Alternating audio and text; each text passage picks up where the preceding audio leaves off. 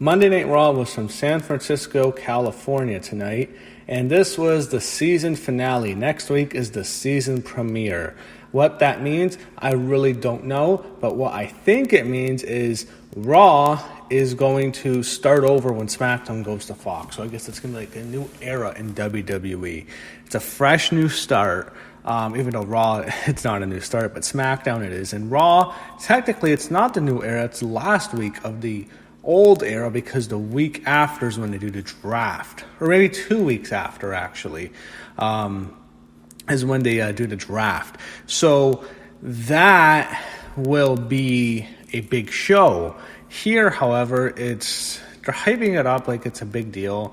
I don't know. I mean, there is a lot of hype for SmackDown, just not much for Raw. I don't see the big, there's a drop off. Seth Rollins come out, don't care. Braun Strowman interrupts, he challenges him to a match, who cares? Eric and Ivar you had Eric and Ivar against Carl Anderson and Luke Gallows. You had not a bad matchup here. Went on for a while. You had AJ Styles interfered, and he had Cedric Alexander come on, and he interfered on behalf of the War Raiders.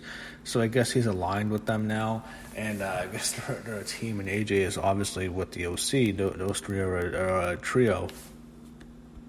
But I think with the other team, Eric and Ivar get the win. They're going to push them. We'll see what they do. They have a cool entrance, just they really haven't, they haven't executed them well on the main roster. You show Robert Roode being interviewed by, I think it's Kayla Braxton. There's the big Fatal 5-Way Fatal 5-Way match. Winner faces Seth Rollins for Universal Championship next week. They show Michael Cole in the backstage with Becky Lynch. It was not a bad interview. Becky talks about Sasha, and she talks about Hell in a Cell. And they acknowledge that Sasha Banks lost her first Hell in a Cell match. She lost it to Charlotte Flair. So it was a decent promo by Becky. It wasn't much, but it was just there. We'll see who they go with, Becky or Sasha, Hell in a Cell. I think it's going to be Becky because I think they're going to have Becky beat Sasha. And I think with Sasha, she has her hair dyed blue for a reason. I think she's going to SmackDown. She could be wrong when she dyes it red or something. You never know what she says on Raw. But I think Sasha Banks is really going to SmackDown. And I don't think it makes sense for Becky to lose the belt at all. I mean, it doesn't make any sense for her to lose if Sasha's going to SmackDown. So I think Becky should be the favorite. You had Rusev against EC3. Poor EC3. This is someone who needs to leave. This is someone who just needs to go. Unfortunately, whatever happened. They're burying the hell out of him. They don't like him anymore. He did something to piss Vince off. Maybe it was just the whole TNA thing, and Vince didn't like that he succeeded somewhere else and it wasn't in WWE, and that's why he wants to bury him, but there's something there. Rey Mysterio's backstage. He's being interviewed by Sarah, I believe, or Charlie, one of them. Charlie had her hair braided up today, if I remember. Rey dedicates the match to Dominic. Up next, he had Sasha Banks against Nikki Cross. Sasha is out with Bayley, and Nikki Cross is out with Alexa Bliss with her. I have to give credit to Alexa. She looked great tonight. She always does, but she looked really great tonight. Nikki and Sasha, here's the thing. They had a decent match. Went on for a little bit too long. It felt like it went on for an eternity. The crowd didn't really get into it. I think the big thing watching it was you just knew there was no chance Nikki Cross is going to win. And she doesn't need to beat Sasha. There's no point of her beating Sasha Banks. And there's just never really could get into it. I don't think Nikki Cross is very over. I think Alexa's over. I don't think Nikki's over. They were doing well. They worked. Sasha always wants to work hard. You can tell she's super motivated too. Nikki did okay here. I don't know. I thought they did. It was okay. It wasn't special. It was not a bad match. It went on a bit too long. Crowd was a bit dead, but Sasha eventually got the win. You had Alexa attack Bayley during the match, but then Nikki attacks Bayley, Nikki goes after Sasha. She tries to put her up, but Sasha gets a cool reversal into the bank statement and wins. After the match, Sasha beats up Nikki. Alexa tries to make the save.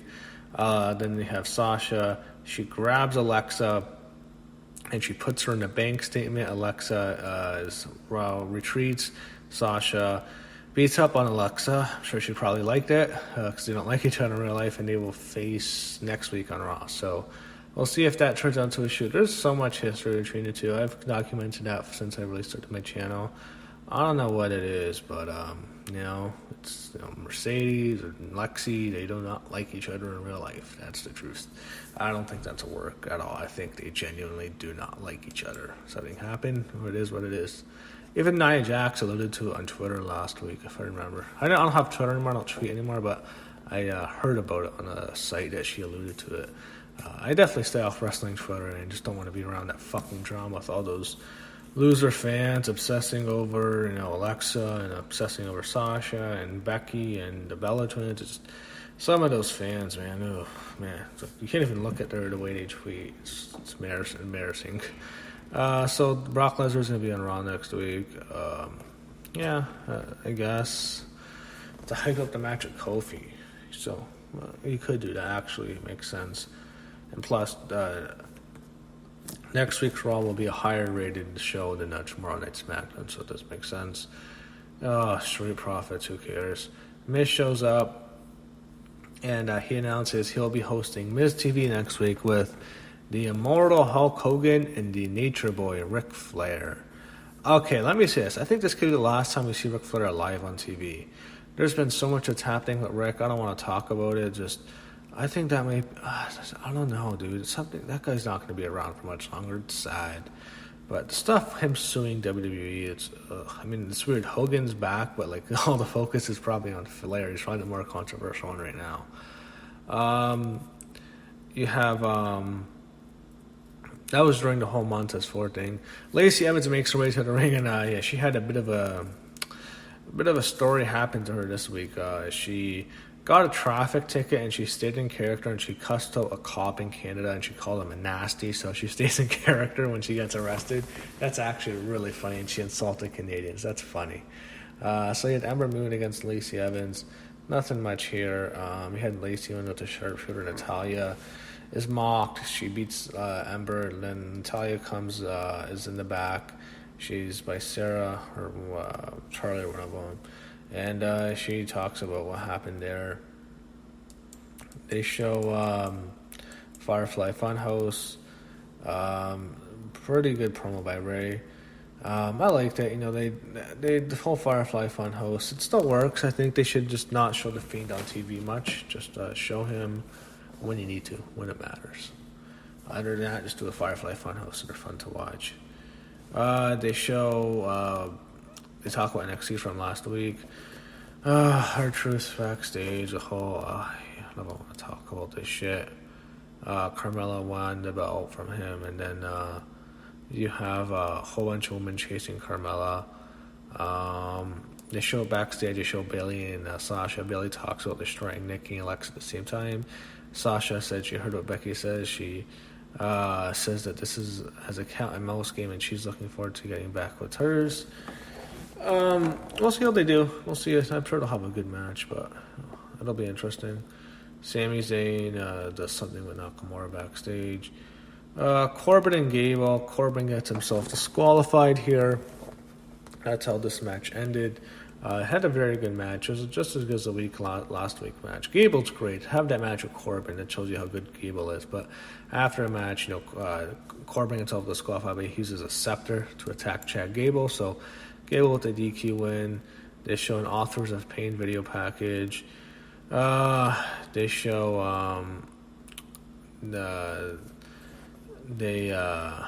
show him beating up people backstage for no reason. Ricochet's interviewed backstage by Charlie. He talks about the big Fatal 5-Way match. We have Rey Mysterio against Ricochet against Robert Roode against AJ Styles against Nakamura. Fatal 5-Way elimination #1 contenders match. Winner faces Seth Rollins next week for the Universal title on Raw. So I guess if you do win, you face Bray Wyatt at Hell in a Cell. So good matchup here. Rey Mysterio with the win, so Seth will beat him for sure next week. You started off with Ricochet being eliminated, then Nakamura, then AJ Styles, and then Rey Mysterio pinning Robert Roode at the end. So bit of a weird pattern how they got people out, but that's how they went with it. They show Seth in the back. He talks about it, and he says he will prevail and burn it down in Hell in a Cell. So main event, Seth Rollins and Braun Strowman. We all knew how this would end. Same thing, similar match they had at Clash of Champions. The Fiend comes, he puts the mandible claw on Braun Strowman. Braun Strowman passes out. Braun gets back, puts the mandible claw on him again. And Seth looks like a complete coward. He's scared to death of the Fiend. He's shitting his pants. That's how the show ends with the Fiend. So it was a cool ending. It sets up Hell in a Cell, less than 2 weeks. So a lot going on in WWE. That SmackDown is going to be a big show in a couple weeks. So a lot to look forward to.